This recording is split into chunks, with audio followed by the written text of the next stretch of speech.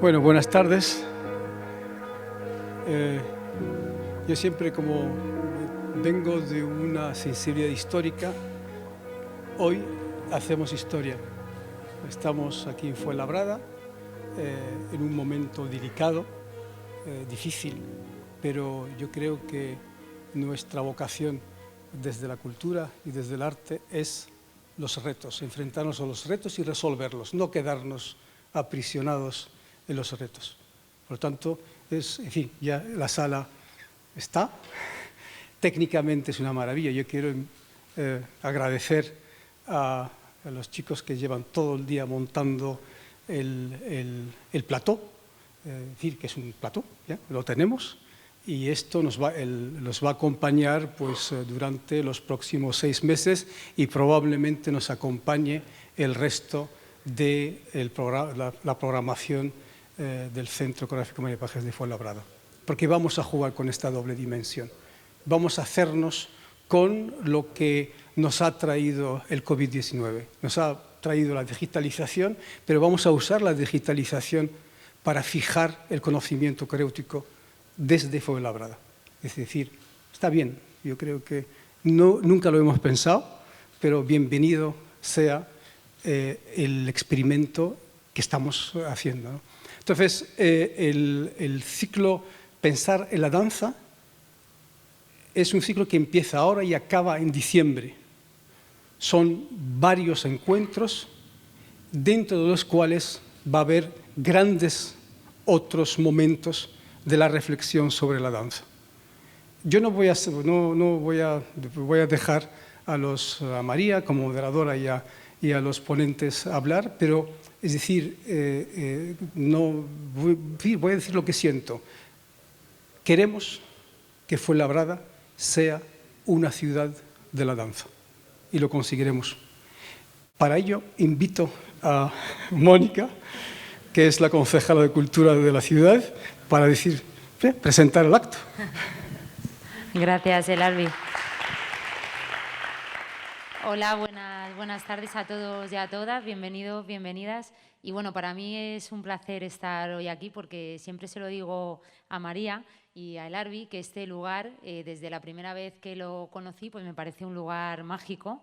Creo que se concibió para que en este lugar ocurriesen grandes cosas y bueno, por eso me gustaría comenzar a hablar un poco comenzando, y voy a ser también muy breve, hablando del proyecto, ¿no? Del proyecto del Centro Coreográfico María Pajés. Este proyecto es una gran alianza que surgió de un encuentro, ¿no? De un fantástico encuentro entre el Ayuntamiento de Fuenlabrada, María Pajés y Elarbi El Jarti. A partir de ahí, bueno, pues empezamos a trabajar y se decidieron pues diferentes objetivos, como ha comentado Elarbi, convertir a esta ciudad en un referente en el mundo de la danza, traer y atraer el talento a este espacio, como por ejemplo está ocurriendo hoy aquí o lo que va a ocurrir esta tarde, y generar un espacio de encuentro, un espacio de reflexión donde podamos hablar de la danza en concreto y de la cultura en general, que es lo que va a pasar esta tarde. Esta tarde, bueno, pues vamos a hablar de qué le espera o sí, cómo va a ser a partir de ahora, ¿no? O en esta nueva normalidad, la danza, la cultura, el sector cultural, cuáles son las inquietudes de los artistas, de los coreógrafos, coreógrafas, de los agentes culturales, qué hacemos con este binomio, lo digital, lo presencial, cómo vamos a convivir o cómo van a convivir las diferentes formas de hacer arte o de hacer las artes. Y bueno, no quiero enrollarme mucho más porque creo que es un lujazo contar con el elenco de grandes personalidades que hoy contamos del mundo de la danza para que nos cuenten sus inquietudes y bueno, para que nos transmitan pues todo aquello que quieran para Fuenlabrada. Lo digo en mi nombre y en nombre del equipo de gobierno al que represento, es un orgullo formar parte de este proyecto y estar hoy aquí y que estas cosas vengan a Fuenlabrada y, por supuesto, que sean accesibles para todos nuestros vecinos y todas nuestras vecinas. Yo no me enrollo más y, María, adelante. Muchísimas gracias.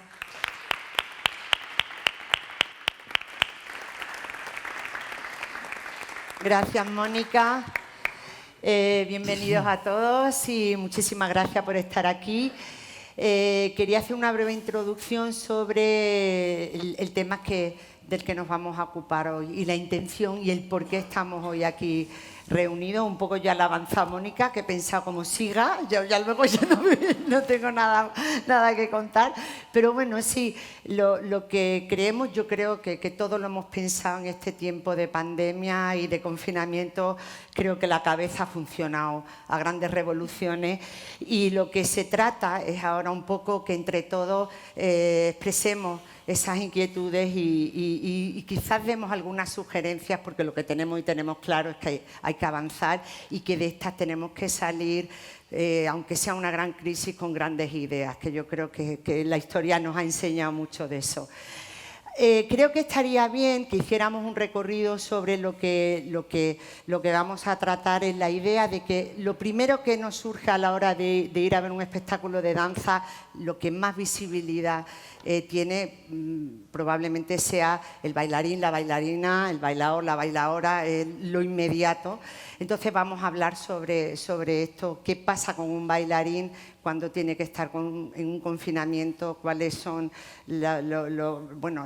cómo lo pasa y qué es lo que está surgiendo a partir de esto. Vamos a ver también que la danza no solo es, como sabemos, el bailarín, es el creador, es una profesión que convoca a otras muchas profesiones. Cuando se baja el telón, como lo hemos bajado nosotros, que es lo que ha pasado, pues probablemente pensemos un bailarín deja de bailar, pero es que la cuestión es que hay muchísimos profesionales en torno a ello, desde todos los creadores, a todos los músicos, a los técnicos, a todas las empresas que se encargan de la gestión de los espectáculos, a todos los que trabajan en un espectáculo, del primero al último. Es decir, la danza convoca a muchísimas profesiones y todas estas nos hemos quedado paradas y con un gran problema. Probablemente sea esta una de las crisis más grandes que estamos viviendo. Yo no he vivido, y creo que ninguno de los que estamos aquí hemos vivido un tiempo tan largo de los teatros cerrados y con unas consecuencias tan catastróficas. También veremos, porque de esta situación yo creo que lo que pueda ser más productivo es que se han quedado al descubierto las grandes deficiencias de nuestra profesión, las carencias enormes y la situación tan precaria que tenemos los profesionales de la danza, que estamos acostumbrados a sobrevivir y a bandear tragedias y crisis enormes, porque la del 2008 nos dio un gran palo y eso lo sabemos todos.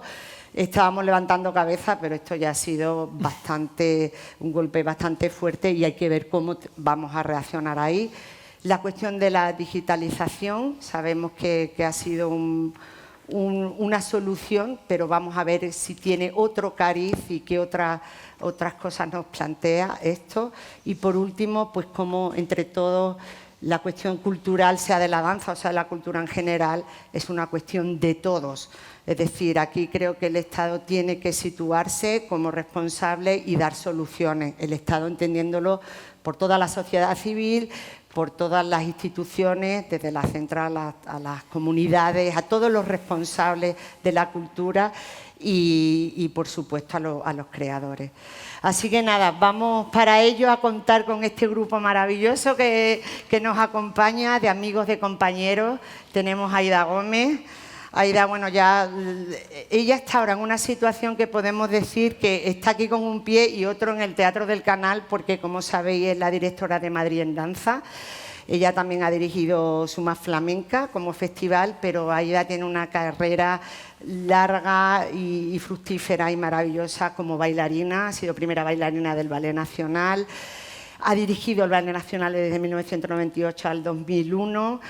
y tiene también su propia compañía que ya casi 20 años, quizás más, con una carrera y una propuesta siempre interesante, fructífera, enorme. Premio Nacional de Danza, de Interpretación, es decir, que tiene un currículum enorme y sobre todo tiene diferentes matices y dentro de lo que es su trabajo en la vida, que nos puede dar muy buena luz sobre lo que hoy vamos a tratar, porque lo vamos a ver desde diferentes puntos de vista que ella nos puede proponer.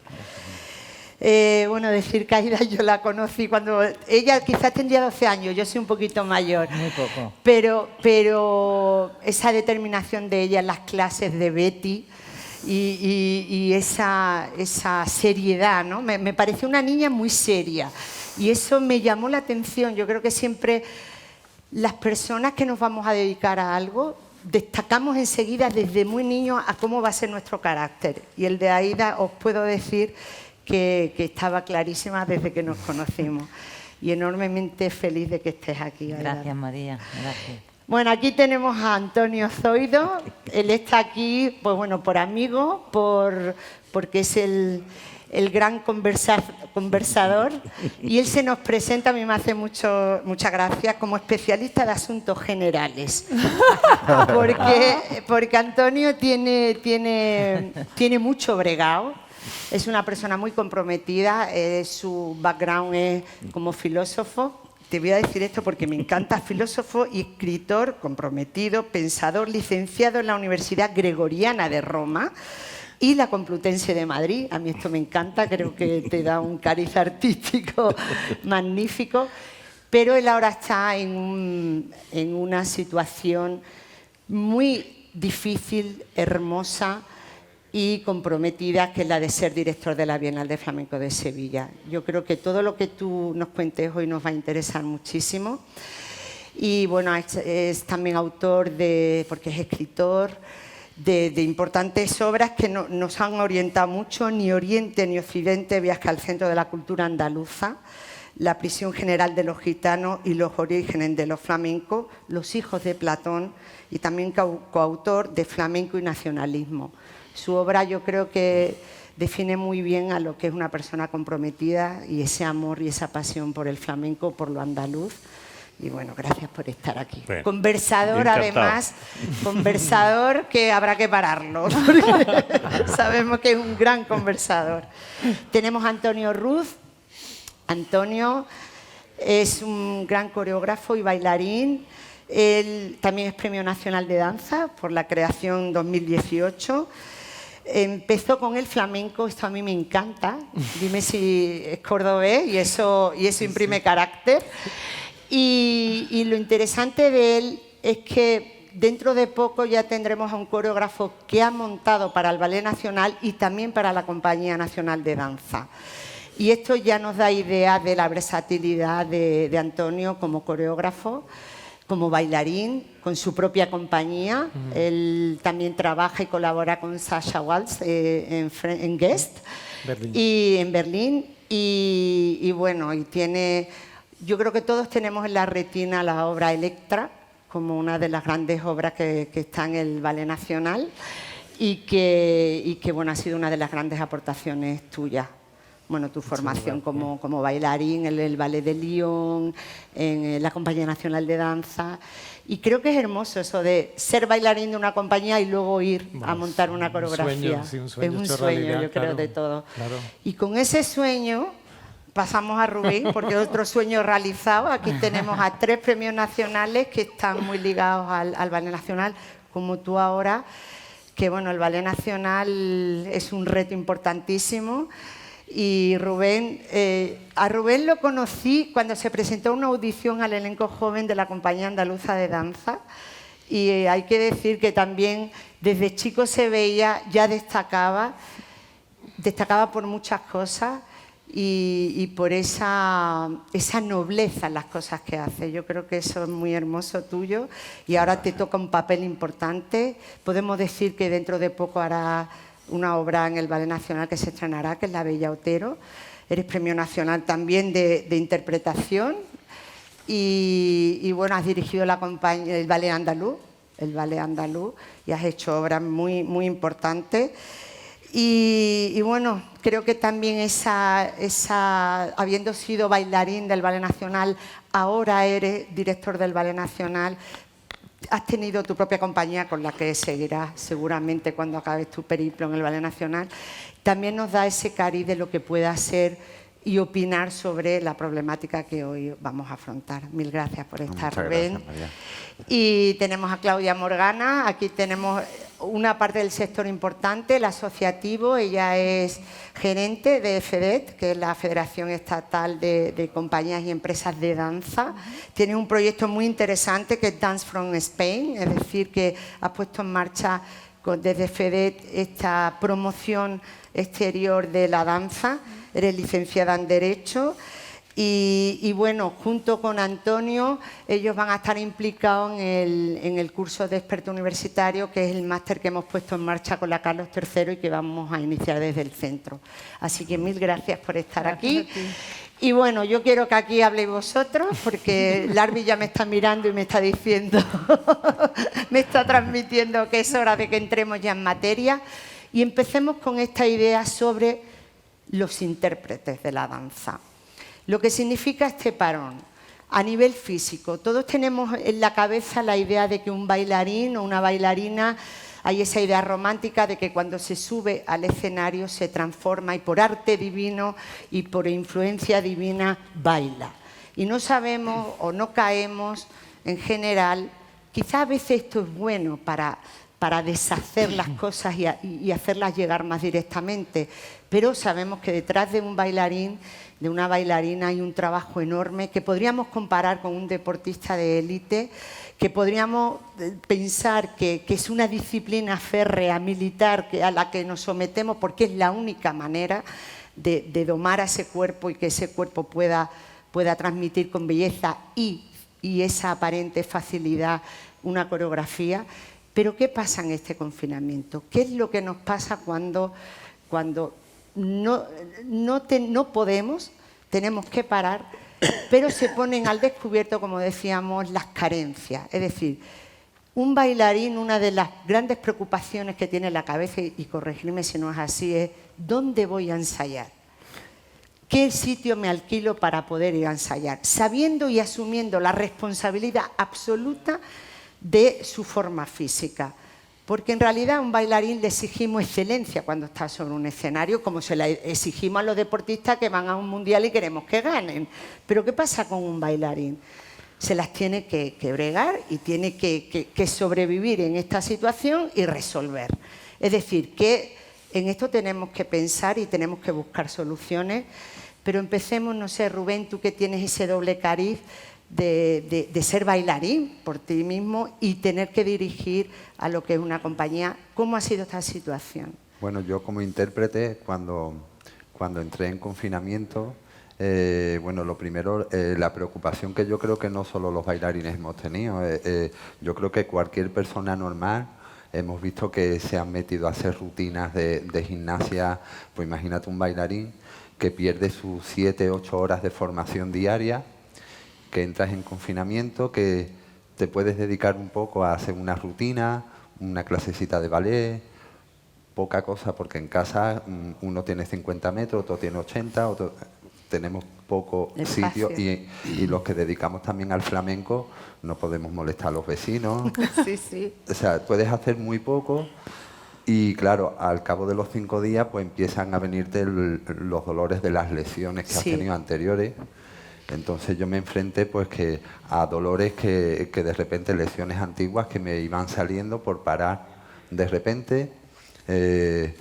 Tu mente está preocupada porque lógicamente estamos preocupados, estamos viendo las noticias, todo lo que estaba pasando, entonces tampoco tienes una concentración para seguir el entrenamiento. Entonces, bueno, ha sido muy complicado. Yo sí que soy una persona que he tenido mi rutina diaria, he intentado que la compañía siga una rutina diaria y son auténticos profesionales que las han seguido, pero sí que es verdad que te enfrentas a esos dolores, te enfrentas a esa desconcentración que tienes en ese momento, pero bueno, vas superando un poquito, ¿no? Vas superando un poquito eso. pero para mí sí, como intérprete ha sido muy complicado. Y a nivel de compañía, ¿cómo lo habéis ido resolviendo o cómo lo habéis ido tratando? ¿Y ahora cómo ha sido la vuelta? Bueno, yo a la compañía, pues yo sabía que ellos tenían sus rutinas. Yo lo que hablé con ellos es para que ayudaran a la gente, a la profesión, que diéramos clases de castañuela para que la gente siguieran trabajando.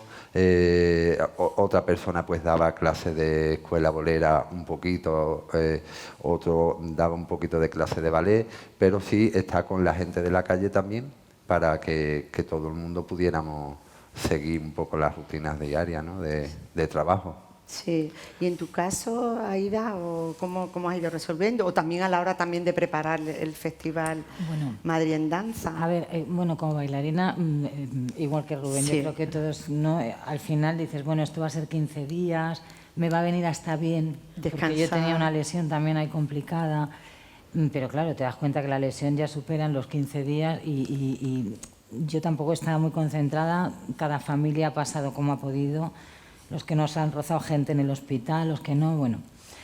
Pero claro, yo ya tenía el Festival de Madrid en Danza internacional y nacional hecho. Sí. Que además, como todos sabéis, el año pasado terminó en diciembre y en enero me comunican en la Comunidad de Madrid que van a cambiar la fecha en junio. Con lo cual, o sea, descontrol, porque claro, un festival... En 6 meses. Es que era muy poco tiempo y yo digo, estoy en enero, en junio, madre mía, internacional. Bueno, ya lo tenía. Pasa esto y yo digo, ¿qué va a pasar? Claro, al principio nadie hablaba, la comunidad ni te llamaba, nada. Luego hubo como varias llamadas al director de promoción cultural y era, ¿qué se te ocurre? Pues mira, como es verano, pues yo que sé, aunque sea el escenario al aire libre, sí. A mí se me ocurrió al lado del Palacio Real, que era como muy liso, bien hecho, una estructura genial, todo, pido presupuesto. Nosotros hemos seguido trabajando. Sí. Luego que no. Luego mira compañías de Madrid y yo decía, bueno, pues las grandes compañías con cuerpo de baile, que algunas incluso hablamos ya, luego que no, no puede ser porque tienen que ser individuales. Gente que... Sí, porque que no pueden haber grupos de que personas, no puede haber grupos claro, juntos tal. a una distancia. Claro, yo decía, bueno, pero por lo menos música en vivo. Bueno, pues espectáculos que no estén muy... que sabes que nosotros intercambiamos mucho, que si el guitarrista, que si tocas a este... Nada, que no pasara nada. Se queda en 6 funciones. Todo esto, estamos hablando de todo el confinamiento. Y tú pensando... A ver, como digo yo a los bailarines ahora, que en nada, en cuestión de 2 semanas, se va a hacer el Festival de Madrid en Danza, si esta gente no ha ensayado. Claro, porque luego todos los lugares de ensayo también, independientemente de que haya esa deficiencia de lugares de ensayo que reivindicamos aquí, es que la cuestión es que estaban cerrados, es decir, no se podía ensayar. Claro, y sobre todo, jolines, gente que sabemos que de repente ha parado y que a lo mejor ese programa no lo tenían ellos en ese momento, hace 3 meses. Tenían otro en manos que eran con 6 bailarines. Claro. O sea, pero bueno, la verdad que 6 funciones con 2 charlas también muy interesantes como las que estamos ahora mismo presentes, porque María, yo creo que la necesidad era de que teníamos que juntarnos, abrir un telón, que la gente viniera al teatro y se sentara, aunque fuera con lo que ha planteado Blancalí, de maniquí sentado, pero es que había que abrir. Sí, bueno, uno de los grandes logros yo creo que ha sido por una alegría para todo el sector y para el público, que por fin el Teatro del Canal levantó el telón, y ha sido la danza además. O sea, claro, coincidió además que era el festival, fíjate lo que es la vida, que siempre ha sido en diciembre, pues coincidió que era en junio y además yo pensé, vamos a ver, si es que estos son de la talla internacional, con lo que hemos presentado en Madrid en Danza, que todavía queda, individuales y lo más vanguardia que tenemos. Y claro, cuando yo les llamé era como menos mal, porque claro, la gente no se entera, pero la gente comemos de esto. Que sí, que sí. O sea, que nosotros no tenemos esa cosa de decir, bueno, como hemos ganado tanto, tenemos ahorrado. No, es que nosotros vamos al día y la función se cae y ya... Sí. Entonces ha sido muy complicado, la verdad. Y como bailarina, pues tengo que decir, claro, que los 15 días me vino muy bien, pero luego estoy como Rubén. Era como, madre mía, si es que aquí tengo un cachito de barra, lo hago la barra. Pero yo decía, Me falta, claro, eso de estar en un estudio, María. Sí, es que al final... Totalmente. Y esto desde que se despiertan las lesiones, es totalmente cierto. Es y además hay una explicación técnica, es decir, que suele pasar eso y nos pasa cuando venimos de una gira, de pronto decimos, uy, me duele esto y te pones malo. En la gira no te pones malo, pero cuando acaba la gira te pones malo, creo que a todos nos pasa. Y es verdad, el confinamiento despierta las lesiones. Eso y además que los bailarines han buscado en garajes para ensayar, sus tablas de madera para ensayar, sus terrazas, los cuartos de baño. Yo creo que hemos bailado en todos los sitios de la casa. Probando a ver dónde podíamos. Sí.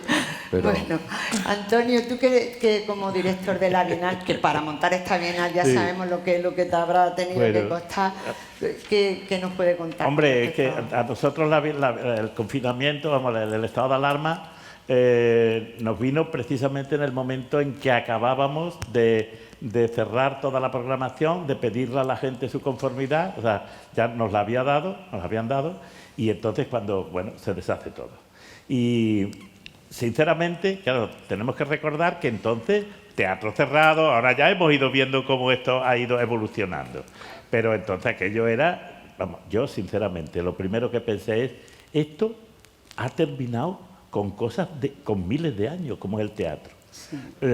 A ver, esto no había pasado nunca en el mundo. Sí. O sea, date cuenta que el teatro, sí, pero la danza es todavía mucho más antigua que el teatro, ¿no? Totalmente. No sé si habéis leído un libro de Karen Armstrong, que es una premio Príncipe de Asturias hace unos años, que es teóloga, una teóloga protestante muy buena, donde ella lo que estudia es el origen de las religiones y sobre todo los ceremoniales anteriores al nacimiento de las religiones. En todos los ceremoniales está la danza. El rey David danza delante del altar de la alianza, siempre está la danza, porque la danza es algo que está en lo más íntimo del ser humano, tanto por activa como por pasiva. Bueno, pues nos habíamos quedado sin eso.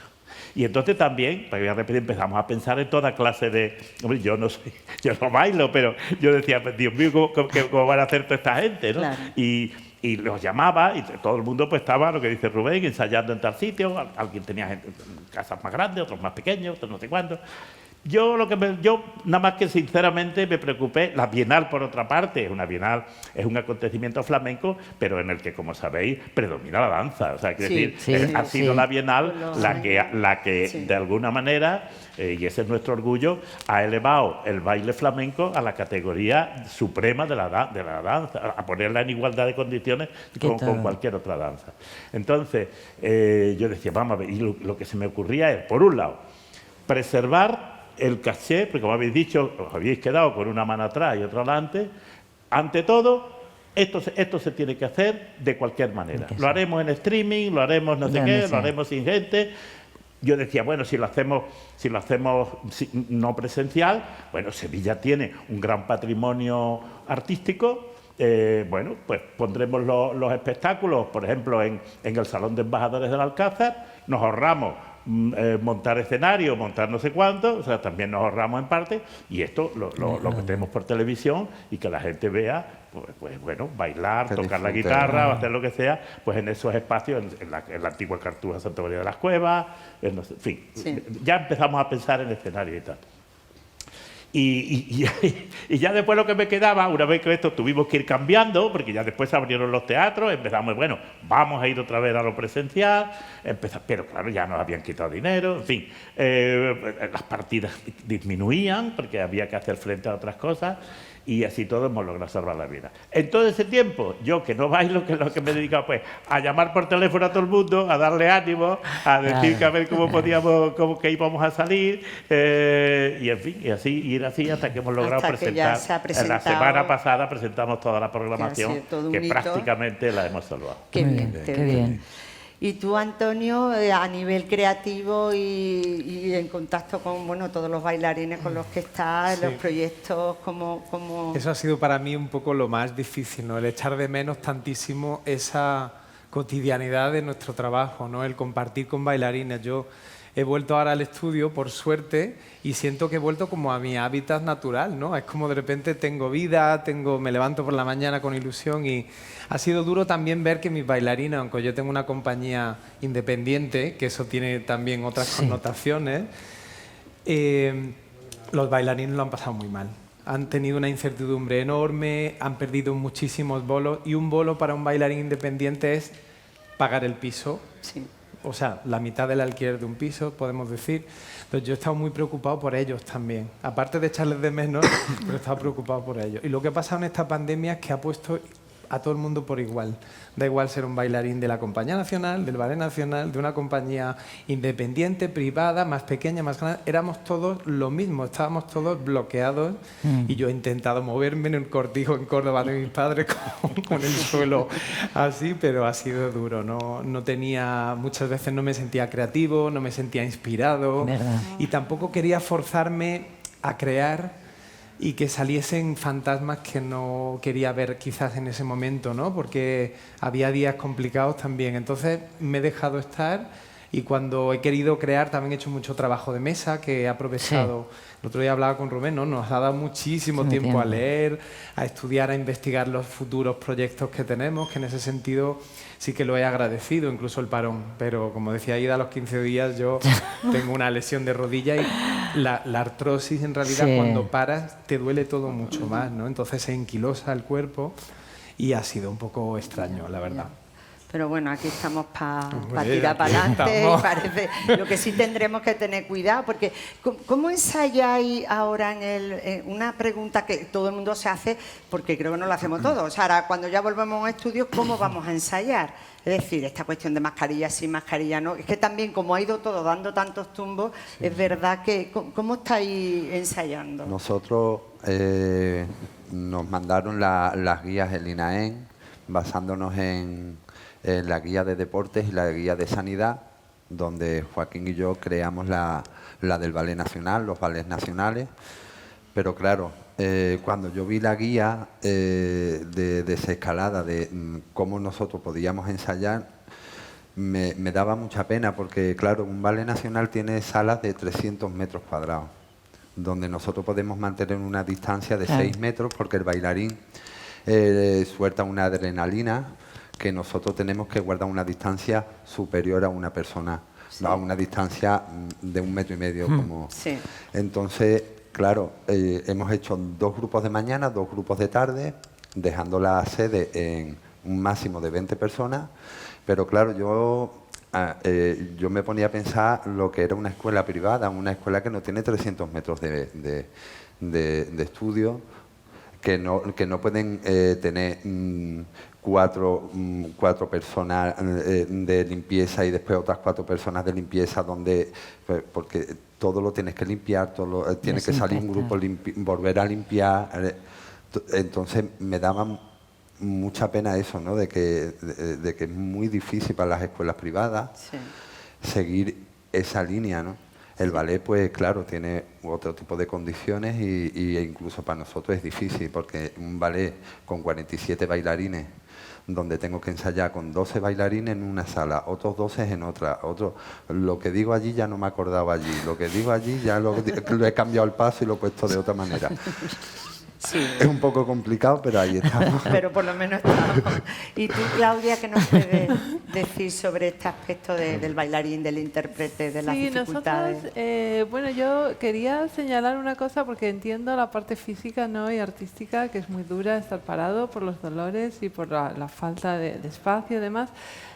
Pero a nosotros nos ha preocupado particularmente desde las asociaciones de danza la situación económica, sobre todo en el primer momento, ¿no? Luego ya tenemos varias preocupaciones consecutivas posteriores, pero la primera fue cómo vamos a sostener esto, porque lo primero que se hizo fue decretar unas ayudas para toda la población española, con los ERTEs y con las ayudas para autónomos, para que pudieran cobrar el paro, que nadie que no estuviera de alta el fin de semana en el que se decretó el estado de alarma podía acogerse a ellas.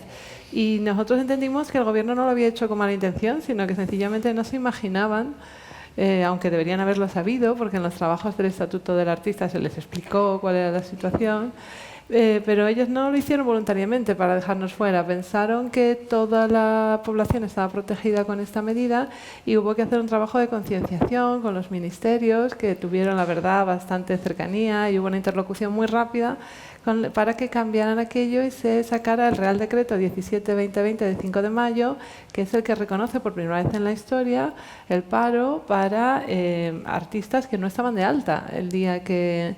Y lo único que tenían que acreditar eran altas en régimen de artistas durante el año anterior, que es una situación particularmente generosa que esperemos que se consolide y se quede en adelante, porque realmente la intermitencia va a ser la misma, el motivo va a cambiar.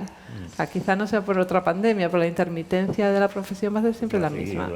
Entonces este es un primer logro, ¿no? Que después de una lucha bastante, pero muy bien articulada y con muy buena comunicación, la verdad tengo que decir que todas las administraciones locales, autonómicas y nacional estaban preocupados. También había un momento de pandemia legislativa en la que hasta que no le tocaba a tu sector, pues no se podía remozar.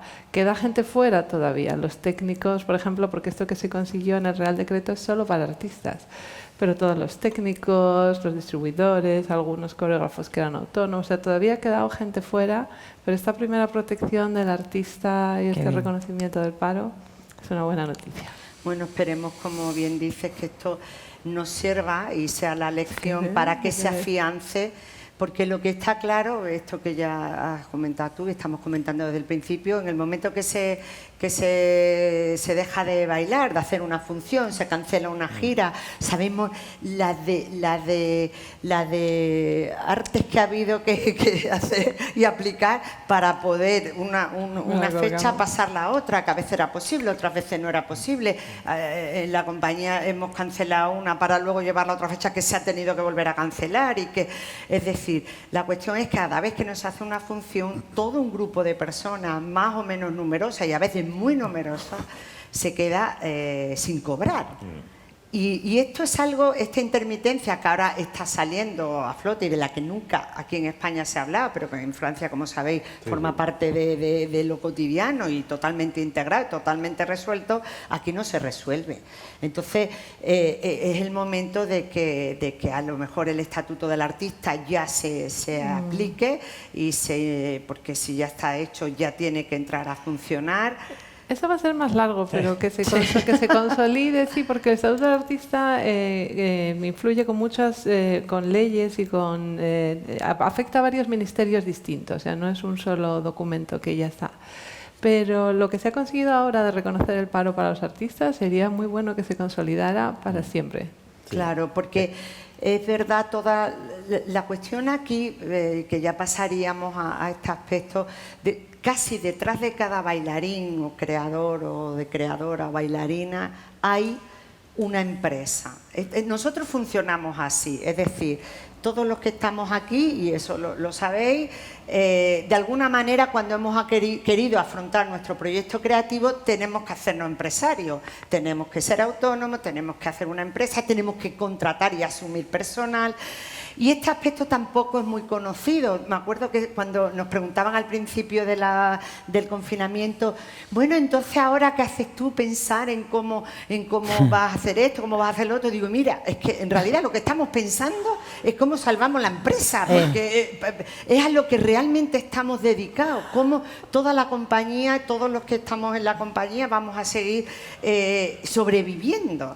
Y entonces la idea empresarial no es como que pierde esa idea romántica de lo que es el artista. Pues el artista, señores, la mayoría somos empresarios. Y este aspecto en la pandemia es de los que más ha sufrido y el más catastrófico a la hora de afrontar lo que es superar esta situación. No hemos tenido una crisis tan grande nunca hemos estado tanto tiempo sin subir a un escenario, por tanto sin cobrar, por tanto sin poder pagar los recibos y tiene que haber ya soluciones, como tú bien dices, Claudia, que si ahora ya han aflorado y se están aplicando, luchar para que se queden como establecidas. Sí, en la primera ronda de ayudas, la que permitió los ERTEs, sí que se podían acoger las empresas. El problema era aquellas empresas que no tenían función ese fin de semana y que no tienen a los bailarines contratados todo el año porque tienen distintos proyectos o porque iban a empezar la gira y todavía no había empezado. En el tema este de las empresas, que también habría mucho que hablar, pero no es el tema hoy, es cierto que cuando un artista quiere sacar adelante un proyecto artístico tiene que poner muchos recursos en esa acción y tiene que estructurarlos de alguna manera, y la forma que existe es la mercantil. Lo que ocurre que tampoco se corresponde con el contexto europeo en el que nos insertamos, en que las compañías extranjeras tienen una forma jurídica que les permite, para empezar, ser mecenables. Se les supone una falta de ánimo de lucro, lo que no significa que no ingreses por tu trabajo, pero les hace ser mecenables, que es algo que a nosotros, cuando somos sociedades anónimas, no nos permite, o sociedades limitadas, o autónomos. Un autónomo no es mecenable. Esa es otra cosa que también ha avanzado un poco con la legislación de la pandemia. Se incrementó el incentivo al mecenazgo, pero para las artes visuales. Entonces, parte de la reivindicación actual de la danza es que también se aplique a las escénicas y a la danza en particular. ¿Qué más? La danza no es visual, Claro. no es un arte visual, Claro. pero además, por complicar la cuestión, que a mí me gusta complicar las cosas. Sí, no te preocupes.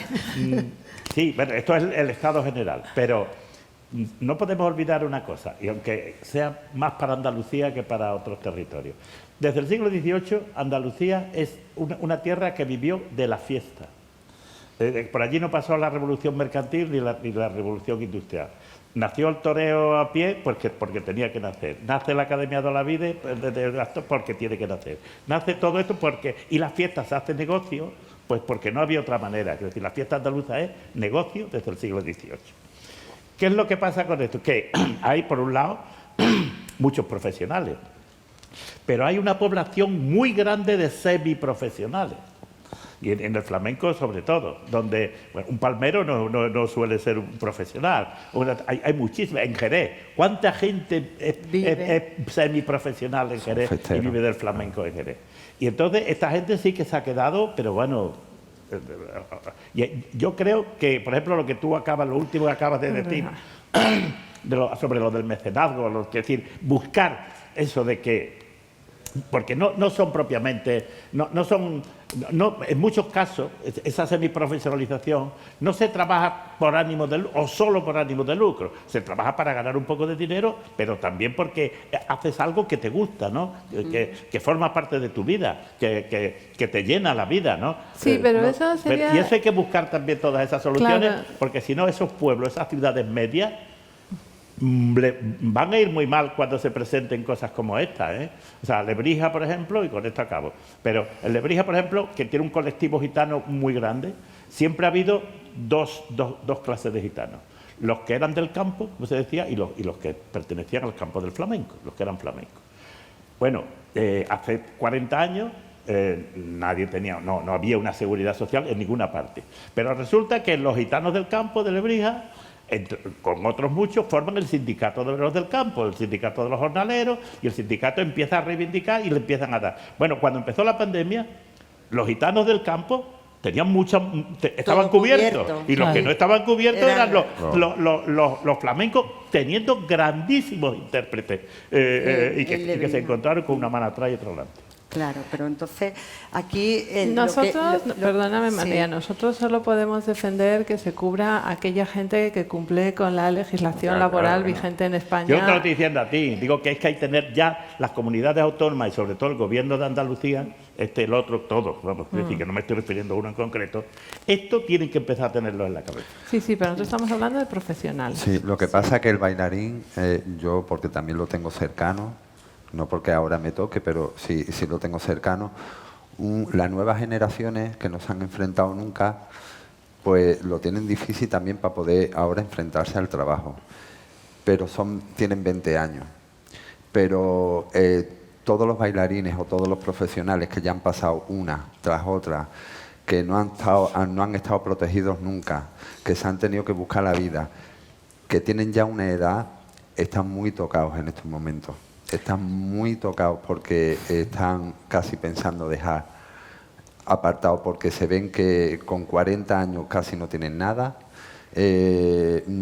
siguen sin estar protegidos porque 100 euros de ayuda no les da para comer. Ya, sí. Y claro, yo hablo con muchos de ellos que ahora mismo llevan 3 meses sin trabajar, sin ingresos, no tienen fuerza mental ahora mismo para tirar para adelante, no ven futuro, se les ha caído la gira y sí que es verdad que son personas que ahora mismo necesitan mucha ayuda, incluso psicológica, porque no... Quizás también tendríamos que hacer una autocrítica de cómo funciona nuestro sector, en el sentido de que nosotros como profesionales no debemos de permitir estar en una situación no legal y no dentro de un sistema, y por otra parte el sistema tampoco es el que sea el mejor, porque esto está claro. Así que aquí tenemos un poco que hacer esa autocrítica y sí empujar, y en eso estamos de acuerdo, a que un trabajador, sea el que sea, de lo que se dedica a lo que se dedique, esté cubierto y como otro trabajador, porque por otra parte la cotización del artista es muy elevada. Es decir, a una empresa, a todos que nosotros que contratamos, es muy elevada. Es decir, que pagamos impuestos muchísimo. Por tanto, ¿por qué no tenemos los mismos beneficios a la hora de una dificultad como ha sido esta? Entonces yo creo que en eso es el momento en que nos unamos, que veamos las soluciones que se han aplicado, que se queden y que vayamos creciendo y teniendo una situación equiparable a la de cualquier otro trabajador y que sea una profesión digna, que es lo que tenemos que ser. ¿Qué querías comentar ahí? No, que justamente por esta conversación que... A ver, yo es que creo que realmente tendríamos que ser la propia profesión el creernos que esto es una profesión. Porque hay, o sea, la gente joven ahora, claro, por ejemplo, yo tengo una compañía, nos pasa a todos, pones ensayos. Jefa, es que yo no puedo porque es que por la mañana estoy dando clase, entonces tengo solo a las 5. Pero es que yo tampoco puedo a las 5. Entonces, claro, las criaturas tienen que comer. Las criaturas tienen que ir a dar clase en el Burger King por la noche. Claro, es una situación que tú también te encuentras que dices, qué pena que esta gente no tenga también un sueldo para que pueda ir a dar clase. Porque, claro, el privilegio de un ballet nacional es que el confinamiento ha sido muy malo para todos, pero la parte económica, tú estabas salvado. O sea, tú estabas en tu casa diciendo, no tengo espacio, pero yo el mes entra. Eso cambia mucho la cabeza a que tú dices... No tengo ingresos. No tengo ingresos. No tengo gala. Es que además lo que cobra un bailarín es que la gente se... Claro, pero por eso nosotros tenemos que aprender mucho. Por ejemplo, en Francia esto no pasa, la intermitencia está cubierta. Precisamente es un sistema que lo cubre. Y volvemos a lo mismo, la precariedad de nuestro sector. Es decir, yo creo que ya de esta... Sí, Antonio. Sí, no, hablando de la precariedad un poco, que es lo que ha salido un poco a la luz, ¿no? Del sector de la danza, ¿no? Sí. Que siempre el Día de la Danza, el famoso Día de la Danza, se celebra la danza como un arte noble y como un arte de la belleza y el movimiento y tal, pero es un arte y es una profesión, y detrás de esa profesión hay gente como estos bailarines independientes que trabajan de manera puntual y que cuando yo he tenido que mandar un mail a todos, se cancela el proyecto, la lágrima se me ha caído, porque es muy duro para ellos, ¿no? Yo creo que también hay, respecto a la autocrítica que tenemos que hacernos como sector, yo sí que he sentido, por lo menos he estado muy en contacto con FECED, con Emprendo Danza y tal, que esta pandemia nos ha unido. Sí. ¿No? Sí. O sea, sí. He tenido una sensación de solidaridad con mis compañeros, da igual que seas coreógrafo, que hayas hecho menos, poco, mucho, compañía grande, pequeña, intérprete que acaba de salir de un conservatorio, pero ha habido mucha unión, ¿no? Ha habido mucha unión, mucha solidaridad y mucha empatía con las problemáticas que han florecido de esta pandemia, ¿no? Y que cuando tú saliste aquel día en el telediario hablando de la profesión, yo creo que eso fue histórico. Nunca se había oído que un bailarín, detrás de un bailarín, a un empresario o un coreógrafo, ¿no? Y todas las profesiones que están, digamos, que se interrelacionan, ¿no? con la profesión de un coreógrafo, de bailarín, y tantas familias que dejan de comer, ¿no? Tantas familias que dejan de comer cuando se cierra un telón, ¿no? Yo creo que eso fue un momento histórico, y alrededor de ese momento hubo muchos Zoom, muchas reuniones de Zoom, muy emocionantes en este sentido, en el sentido de escuchar el bailarín, las preocupaciones que tenía. Yo he estado muy pendiente de todas las medidas que salían a través de FECER, que hemos tenido una relación maravillosa con todos y que yo de verdad aplaudo a Emprendo y a FECER todo el trabajo que habéis hecho de cuidado al bailarín, de cuidado al coreógrafo, a los distribuidores, a todos. Yo sentía que había realmente en ese sentido ha sido bonito. Todo lo demás ha sido una mierda. Pero en ese sentido creo que ha descubierto cosas y que quizás hemos encontrado un camino, ¿eh? O sea, que hacía mucha falta. Sí, hacía ¿verdad? falta. Teníamos tocaos. Yo creo que nunca hemos estado unidos como ahora. Sí. Que nos queda camino también, que hemos empezado a unirnos y que creo que de eso tiene que salir muchas cosas buenas. Claro. Ahora es verdad que nos hemos dado cuenta porque nos hemos visto desprotegidos, nos hemos visto en esta situación y hombre, nos hemos dado cuenta que necesitamos estar unidos y hacer ya de la danza algo más grande, ¿no? Claro, y yo creo que esa idea, ¿no?, de asumir y poner a la vista, encima de la mesa, las carencias que tenemos. Porque a veces el orgullo a veces te hace tragar y el artista siempre esa aura romántica queda como muy bien, pero el reconocimiento, por una parte, y por otra, la resistencia a que se te considere un profesional, un empresario, una persona que vive de eso y que no solo se te sitúe en esa manera, digamos, ligera, por decirlo de alguna manera, de que tú solo bailas. No, mire usted, detrás hay mucha cabeza, mucho pensamiento, mucha dedicación, mucho trabajo, mucho crédito esfuerzo. En el banco, crédito también pedido. Sí, no, que al final realmente no vivimos de la danza, sobrevivimos de la danza. Sí. ¿No? Porque es muy arriesgado, estamos poniendo en riesgo nuestra vida, nuestra hipoteca, nuestro piso. Todo. El riesgo absolutamente lo asumen los creadores, los profesionales, lo asumen. Por eso esta idea que hemos hablado y hemos comentado de crear comunidad es la única que entre todos nos va a permitir tirar para adelante y empezar a dar forma a la problemática con soluciones. Pero ya, ¿quieres añadir algo, Claudia? Sí, no, yo quería comentar que el sector estaba en realidad ya organizado y estaba ya más bien estructurado. Los bailarines son miembros de sus asociaciones de profesionales que son más sindicales, las compañías son socias de las asociaciones de compañías de danza que son más un lobby para la relación con la administración, luego entre nosotros estábamos federados, todos estábamos relacionados con todos, pero esta vez ese mecanismo que ya existía lo hemos puesto a funcionar y ha funcionado mejor que nunca. Costó mucho construirlo, fue muy lento, un proceso que empezó en Madrid con Emprendo Danza, con las compañías residentes y tal, pero luego nos empezamos a asociar con las otras comunidades autónomas y al final la interlocución era a todos los niveles, municipal, autonómico y nacional, y era muy rápido y ya se reconocía una representación a las personas que hacían de interlocutor y ya no tenía que ir cada uno a salvar lo suyo, sino que llevábamos documentos elaborados por servicios jurídicos con los textos que queríamos que se incluyeran en los reales decretos redactados. Entonces era un sistema que ya lo habíamos ido montando todos poco a poco durante mucho tiempo, porque Emprendo tiene ahora como 15 años, 20 años. Pero esta vez lo hemos puesto a funcionar porque era una cuestión de vida o muerte y ha funcionado muy bien, en bidireccional además. ¿Qué está pasando esto? ¿Qué os parece? ¿Qué queréis que propongamos? Raca, pum, y la información iba muy rápido de arriba abajo porque había una estructura, estaba como diseñada ya la tubería por la que tenía que pasar la información y ya no podíamos andarnos con tonterías, tenía que funcionar. Fenomenal. Y ahora pasando a otra cosa, Antonio. Algo que yo creo que todos nos preguntamos, ya hemos subido el telón, más o menos vamos poco a poco, bueno, se va subiendo los telones, no nos vengamos arriba. Arriba no. Pero yo creo que esa pregunta nos la hacemos todos.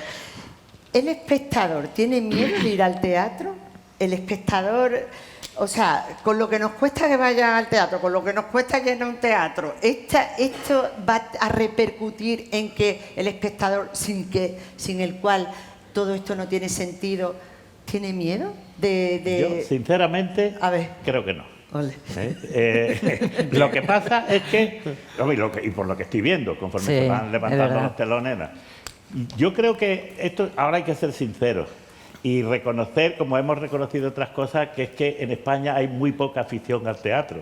Bien. Ni O sea, siquiera dejamos al aire otras vamos a cuestiones. solucionar, como hemos estado hablando antes, pues esto de que hay que también hacer que el Estado, que somos todos, pues incentive todas estas cosas, porque vamos a ser sinceros, el que iba al teatro, al que le gustaba el teatro, al que le gustaba el flamenco, al que le gustaba el fútbol, al que le gustaba va a ir al fútbol, va a ir al teatro y va a ir a escuchar o a ver flamenco.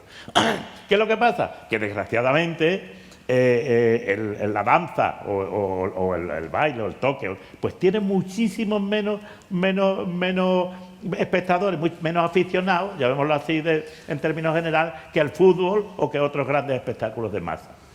Pero yo creo que en cuanto se les vayan eso, el público va a ir, porque fiel, ahí, es fiel. porque como hemos dicho antes, eso forma parte de la personalidad y es ahí donde le nacen las emociones y todos en la vida queremos tener emociones, por lo tanto queremos ver belleza, queremos ver danza, queremos ver escuchar cante, ver ópera, ver, en fin, lo que sea, lo que nos llena. Y eso en cuanto aparezca no ¿Y va a todos llenar. opinamos igual? Aida, ¿tú cómo lo ves ahora en el festival? A ver, María en Danza? yo ¿Todos sinceramente había gente que no tenía mucha fe, pero abrimos taquilla y como al día siguiente, al otro empezó a llenarse y las entradas estaban agotadas. Y ayer ya había una amplitud más de taquilla y era un 60% y seguían vendiendo. O sea, la gente tenía ganas de ir al teatro. O sea, que el problema no es que tengan miedo o no tengan miedo, el problema es que tenemos que hacer más público, que es lo que nos falta. Y en la danza, ¿cómo ves tú, Claudia, que en la situación normal de la nueva normalidad, cómo el público? Bueno, a mí el público me preocupa relativamente en el sentido de que es gente que puede mantener las distancias, ¿no? Que es algo que no ocurre en el escenario. En el público tú te puedes sentar en las butacas designadas, te pones tu mascarilla y luego mantienes la distancia que quieras con los amigos que has ido. En el escenario eso no se puede hacer y esa parte a mí me preocupa bastante más. ¿Y cómo se va a resolver eso? Porque otra de las cuestiones también que hay, a mí me han comentado que, no sé, la compañía de Ginebra, la compañía, están cambiando las coreografías, entonces coreografías que eran más numerosas se están haciendo, los pasados ya no son pasados, que se harán de otra manera. ¿Creéis que esto es una solución? No. ¿O es que tenemos que bregar con eso? ¿O es que no hay otra? Yo creo que primero estarán los test, o sea, habrá que hacer test, habrá que cada vez test más fiables, para eso está la ciencia. ¿Tú y cómo lo ves, pocos meses después se inventará Yo la lo de vacuna. los test lo veo muy bien, pero no somos futbolistas y no nos pagan los equipos. Yo estoy viviendo ese proceso ahora mismo. Yo estoy creando una obra en Sevilla con Fami Alcai, Academia del Piacere, Rocío Márquez, una bailaora, una bailarina y tal. Y yo no he podido montar dueto, yo no he podido montar paso a dos con ella. O sea que al final la pandemia me está completamente coartando, limitando mi creatividad en realidad. De cómo yo tenía concebido ese espectáculo, que había unas escenas musicales, yo tenía escrito en el guión dueto de Yablet con Mónica, tal. Y yo llegué al estudio y claro, 2 metros de distancia, sin mascarilla, eso sí, porque es muy duro bailar porque además te asfixias, ¿no? Respirando el propio dióxido de carbono y tal, y nos separábamos y está siendo un montaje de solo, de duetos unísonos, pero no estamos haciendo además la danza contemporánea, que es un poco digamos, mi lenguaje, por llamarlo así de manera general. Hay mucho contacto, y estoy hablando de un espectáculo donde confluye el flamenco, la danza africana contemporánea, las músicas. Al final estamos hablando de hermanamiento y no se pueden tocar. Al final se tocarán y creo que en el escenario haremos todo lo que queramos nosotros y fuera del escenario de Granada, en el Generalife, lo que nos manden.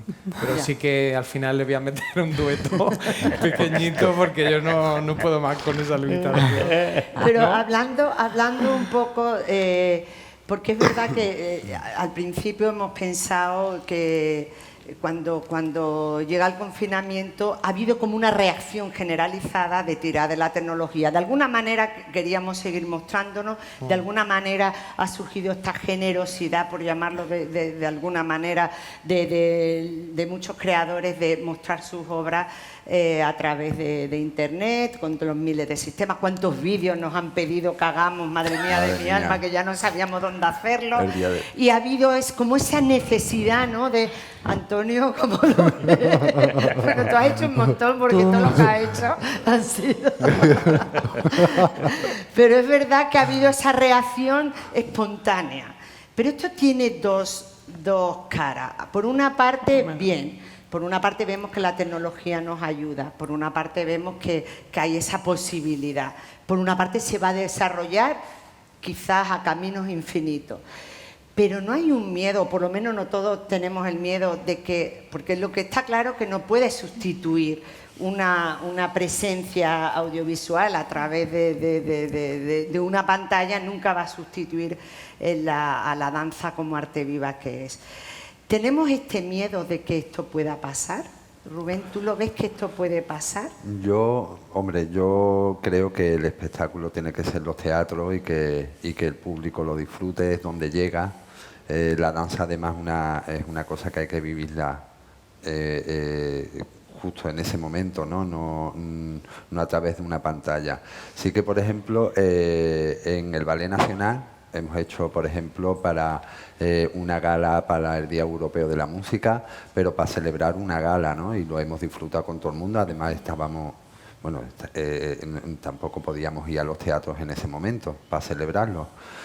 Y el streaming y todas estas cosas, pues yo creo que en el ballet sí se ha incorporado de una manera de llegar a todos los conservatorios, a todas las escuelas, pero para acercar el Ballet Nacional a las escuelas, porque yo, por ejemplo, todos los viernes podía venir un conservatorio, una escuela privada, podía venir un colegio, pero claro, de eso se beneficiaba Madrid. Claro. La gente de Almería no podía venir, la gente de Albacete no viene de un conservatorio para el ballet. Entonces, acercar el Ballet Nacional a través de streaming y para que vea pues las clases de ballet, las clases de flamenco, cómo trabaja el Ballet Nacional, pues yo creo que sí ha entrado en el ballet para quedarse y para poder enseñarle a todos los conservatorios y las escuelas ese momento, pero no para hacer danza y tronío en streaming. Claro, o no para sustituir, es decir, otra de las cosas también que como todo se hacía de una manera gratuita, el peligro yo creo que siempre nosotros, siempre decimos que la cultura, que la danza es barata. Barata en el sentido porque todos los teatros, para un espectador, ir a ver el Festival Madrid en Danza relativamente no cuesta tanto como para ir a lo mejor a ver una ópera. Es verdad que hay esa tendencia que los teatros públicos abaratan cada vez más las entradas para hacerlas de una manera más democrática y tenga más alcance, pero es verdad que no podemos llegar a que sea gratuito. O sea, eso yo creo que lo digo porque es fácil que a lo mejor se convierta en una costumbre, que algo que no te cuesta tú no lo valores y por tanto perdamos ese valor y perdamos esa importancia. ¿Querías añadir, Claudia? Te veo por la cabeza. Es que me estalla la cabeza. Bueno, son muchísimas cosas, ¿no? Pero por centrarme en lo que comentabas de si el streaming ha venido para quedarse, ¿no? Lo hecho está, y todo el mundo lo ha hecho con la mejor voluntad y eso ya no lo podemos cambiar, pero quizá aparte de pensar en la obra audiovisual como una obra distinta de la coreográfica, en la que tú te pones en manos de un creador que es el creador visual, que es el que transmite tu obra, ya no es tu obra, lo que están viendo es la visión de tu obra de un creador visual y es su obra también. Entonces, aparte de esto, lo que sí que se ha perdido, pero que no está perdida para siempre, es la oportunidad para las compañías de danza de desarrollar otra línea de negocio. Es decir, nosotros no podemos estar constantemente en los escenarios, aunque queremos seguir estando en los escenarios, pero hay una explotación de esa misma obra que tú presentas en los escenarios, que es la explotación audiovisual y que otros creadores europeos otra vez hacen, consistente en la emisión por televisión de tu obra coreográfica grabada, que genera un rendimiento económico para el creador por derechos de autor y para los bailarines por derechos de imagen, más allá de lo que además tú cobres por autorizar esa emisión. Entonces, sí que es verdad que yo creo que habría que aprovechar también de la necesidad-virtud para que esto se consolide, pero como línea de negocio de aquellas compañías que tienen este interés y esta voluntad de seguir permaneciendo en lo audiovisual. Y el modelo de negocio es un poco parecido al de los teatros públicos, evidentemente, porque son baratas las entradas de un estreno en un teatro público.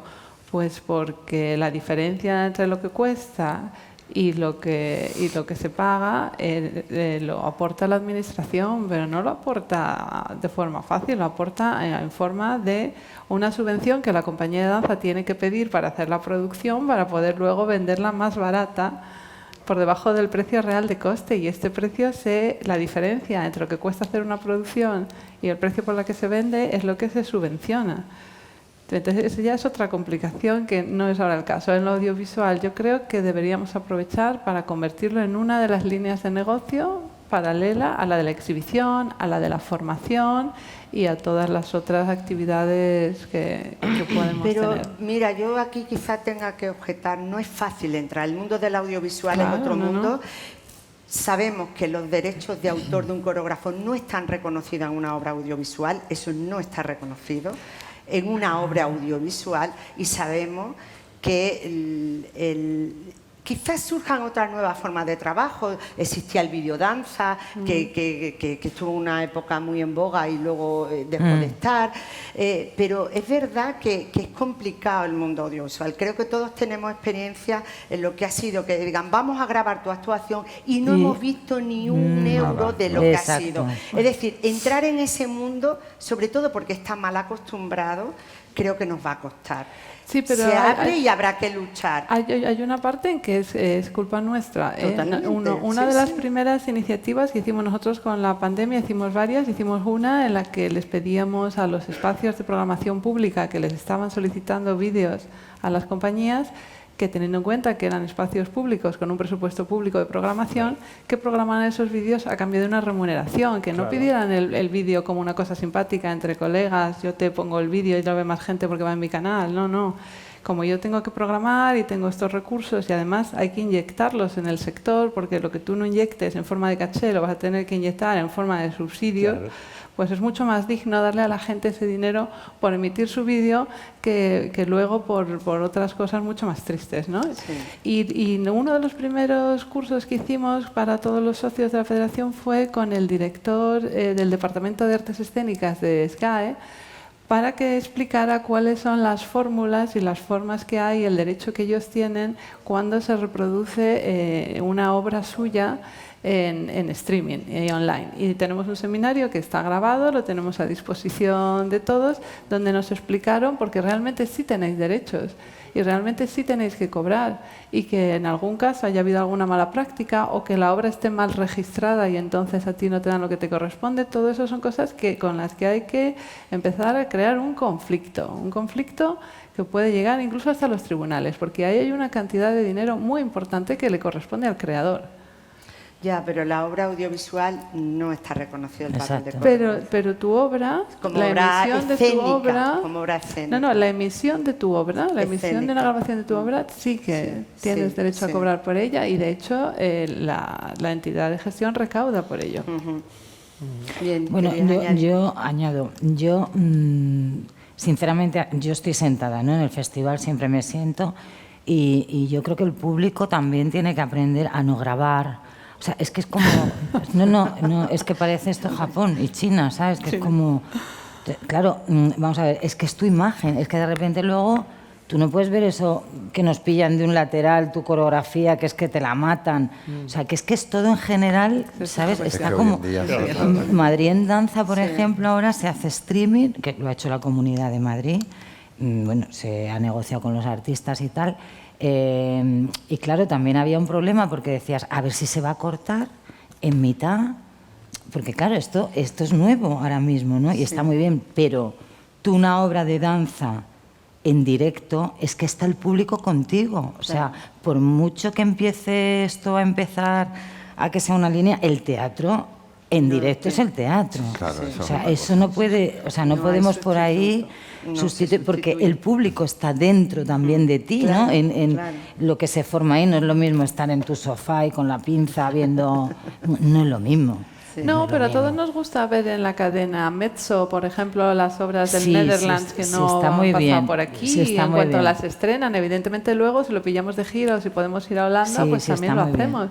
Pero si de repente sabemos que se estrena lo último de Crystal Bite, Sí, tú lo pero- quieres ver en streaming, Pero como sea. aparte eso tiene que estar muy bien cuidado. O sea, eso Por tiene que supuesto, terminar sí. de grabarlo, visionarlo, que el artista diga está bien. Sí. O sea, que es que eso se pasa por Claro, alto, que ¿no? es Es tu otra obra obra. al final. Pero yo creo que el tema, la cuestión es el peligro de que eso pueda sustituir a lo Exacto. otro. Claro. Pero Eso para es mí lo ese que yo peligro no creo. existe. Ese peligro no existe, no ni existe. va a Yo creo que no. existir. Yo creo que no va a ver, existir. vamos No va a allá. existir porque, por lo que se ha dicho, quiero decir que lo que tú sientes cuando estás allí no es lo mismo. Vamos a Es ver. que no es lo mismo. Es que Tú puedes no. ser lo paso a otro campo para que se vea mejor. Puede ser muy aficionado a los toros, por ejemplo. Por ejemplo. O más los sevillanos. Somos muchos que somos muy aficionados a la Semana Santa, ir a meternos en la bulla, a ver las procesiones y tal. Y hay mucha gente grabando. Eso nos ha pasado miles de veces. Tú estás en no sé qué, la cofradía de los gitanos, no sé qué, estás emocionado aquello, ves después la grabación, Y no, aquello, sí, una no, porquería. no, Que no claro.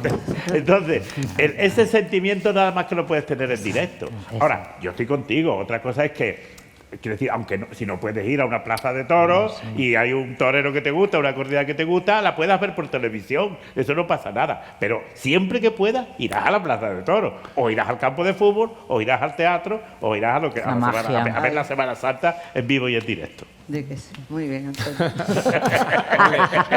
A ver, Antonio, No, yo ¿qué creo le que añades? como alternativa, yo he tenido mucho conflicto con lo de compartir mis piezas online y todo eso, porque creo que hay una especie de degeneración un poco, ¿no?, del espectador de sofá, que con el cursor me aburro, paso para adelante, tal. Eso. Entonces realmente no estás viendo la pieza. Eso. Yo aquí plantearía la cuestión de qué es ver danza, qué es mirar danza, qué es observar danza, qué es sentir, qué es la sensación de estar en una butaca cuando se apaga todo y sabes que va a pasar algo Y se que contiene. nunca más va a pasar y que es de esa noche. Entonces, sustituto no, alternativa sí que la hay. Y yo creo que lo que podemos usar de lo audiovisual aquí es captación de público.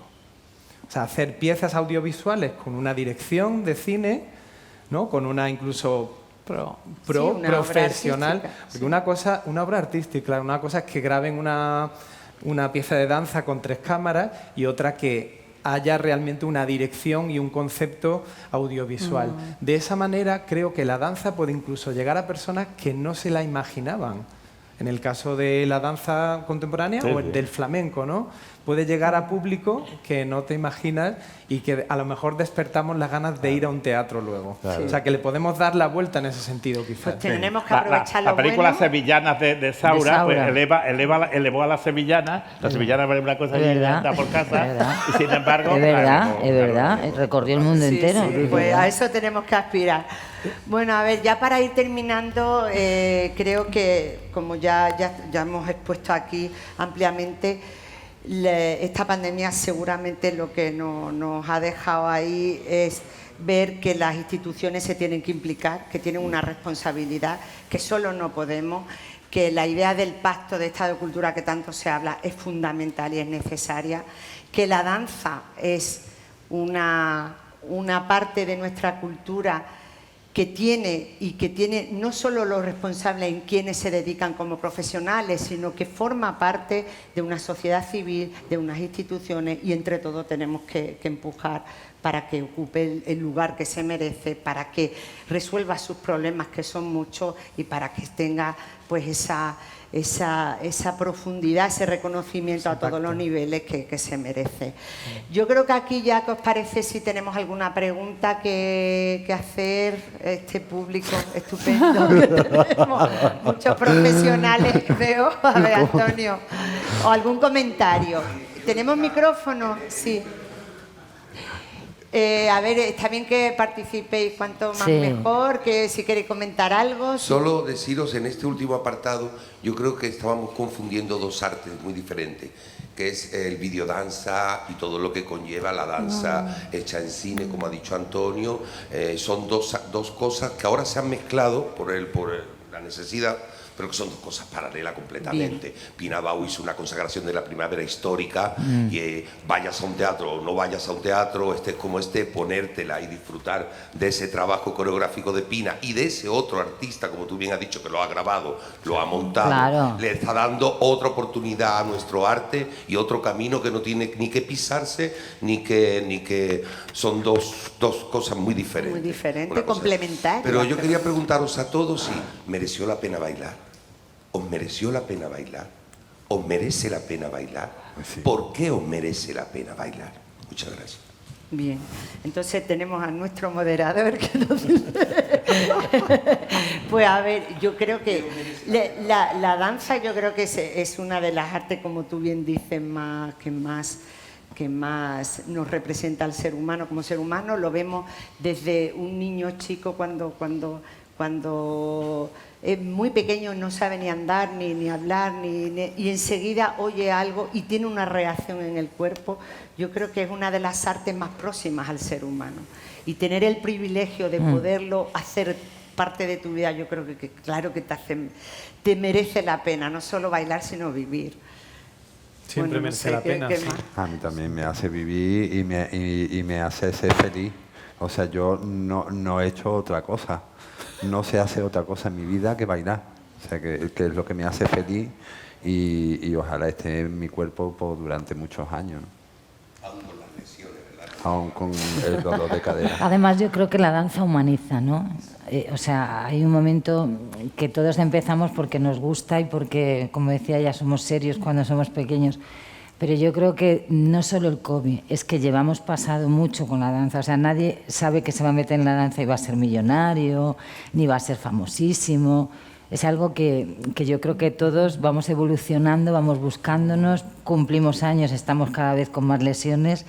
Y yo creo que el estar hoy aquí todos es porque nos une la danza y las ganas de poder evolucionar otra vez más. Eso es...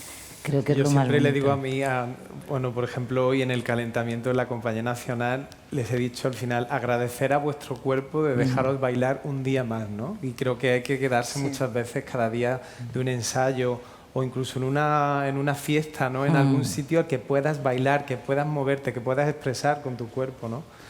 Muy valioso. Antonio? Que la baila mucho. Yo no bailo, pero menos en lo de las fiestas, Entonces sí, pues me puedo poner. La Feria de Sevilla bailo muchas sevillanas. Y ha visto muy bien. Si no pudiera bailar, estaría aburrido toda la feria. Disfrutas el baile. Hombre, ya ha visto muy bien bailar, claro. Yo creo que el baile, como has dicho, es algo ancestral, hombre, es algo, o sea, es lo que siempre ha sublimado, una de las cosas que ha sublimado, ha hecho que la persona se eleve, ¿no? Exacto. Y eso está ahí, y eso es imposible de quitar. Claudia, ¿tú qué nos dices? Sí, yo también soy bailona, como el señor Zoilo, en vez de bailarina, pero entiendo perfectamente la vocación y la sensación de absoluta libertad que uno siente cuando eso es lo que le nace y puede hacerlo, y cómo la mente de repente entra en otra dimensión paralela en la que es difícil luego expresar en palabras cómo hacer. Antonio, ya hemos contestado tu pregunta. Sí. Si mereció la pena tanto. ¿Y tú qué dices? ¿Mereció la pena? Sí, mereció la pena. Un trocito de cada cosa que habéis dicho sería mi misma frase completa. Mereció la pena. Volvería otra vez a hacerlo. Sí. ¿Alguna pregunta más? ¿Algo que comentar? Bueno, pues, a ver. Pregunto, igual que un escritor, si lee un capítulo en un programa, en un capítulo de una serie o en telediario, en cuanto tienes 3 o 4 frases ya tienes unos derechos de autor adquiridos. Sí. ¿Con la danza no pasa eso? Sí, sí pasa. Sí, ¿no? O sea, si sale algo de... La Ley de Propiedad Intelectual de España lo reconoce. Y lo que ocurre es que luego hay un momento en el que la forma de recaudarlo y de repartirlo pasa por un reglamento, que es el de la Sociedad General de Autores, donde hay algunos vericuetos que en unos casos nosotros no conocemos y en otros casos ellos tienen que arreglar. Pero sí, la Ley de Propiedad Intelectual en España reconoce el derecho de autor del coreógrafo y está protegido. El tema es la ejecución, la gestión de eso. Pero bueno, yo como digo, hay mucho que tirar aún. Por ejemplo, un videoclip que vemos de un cantante y hay una coreografía, que vemos muchísimos videoclips y de... El que ha hecho la coreografía no tiene derecho de autor como autor de esa coreografía en ese videoclip. Eso hasta ahora es así. Sí, hay que pelear mucho. Sabemos que la danza es la última que ha llegado al reconocimiento de los derechos de autor como tal. Entonces hay mucho que andar. Es verdad que hay otras muchas cosas que se quedan pues por negligencia o por pasividad y no se reclaman y sí están reconocidas, que es a lo que tú te refieres, y es verdad, y nos pasa un poco eso, pero luego también es verdad que hay mucho camino por andar en lo que se refiere a los derechos de autor de los creadores coreógrafos. ¿Algo más que añadir? A ver, ahí. Julia, ¿tú tienes algo que decir? Manuel. Ya lo habéis dicho todo.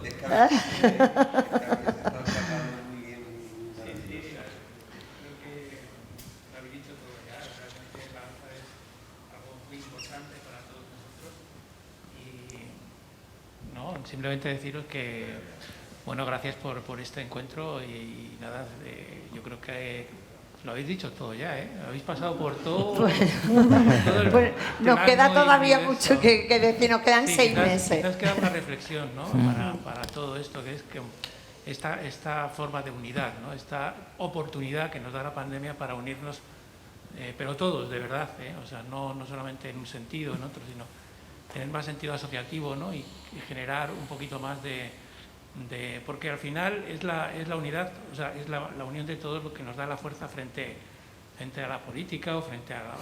¿no? Yo creo que eso sí que... Lo que tenemos que conseguir que toda la política, ahora al hilo de lo que tú dices, que todos los políticos se sensibilicen, vean, creo que es importante su escucha, es importante que actúen, es importante que integren, como toda la sociedad, que la cultura, todos somos parte de ello. ¿Nosotros qué hacemos? Lo único que hacemos es reflejar lo que la sociedad nos cuenta cada día. Y a eso nos dedicamos a través de la creación. Y luego vosotros gestionar la demanda y la posibilidad, no solo a los creadores, sino una sociedad que demanda que eso se ponga en valor y se muestre. Y por eso lo gestionáis. Sí, es que para que el arte exista, y la danza es una forma de arte muy importante, hace falta un ecosistema, y el ecosistema no es solo el artista tiene que estar rodeado y tiene que poder florecer en un entorno que es propicio. Y no todo es la flor. Para que salga esa flor en lo alto de un árbol hace falta desde el terreno, el agua, el árbol, y toda una protección de todo el ecosistema. No nos podemos centrar en ningún elemento de la cadena. No son solo los políticos, no somos solo los artistas, no son solo las asociaciones, somos todos juntos creando este ecosistema que haga posible que la danza florezca. Y por eso tenemos que reivindicar este pacto de Estado por la cultura, donde la danza pues se posicione como se tiene que posicionar. Y yo creo que con esto ya concluimos. El Arbi, ¿estamos bien? ¿Cerramos? Pues muchísimas gracias a todos por estar María. aquí. Y hasta la próxima.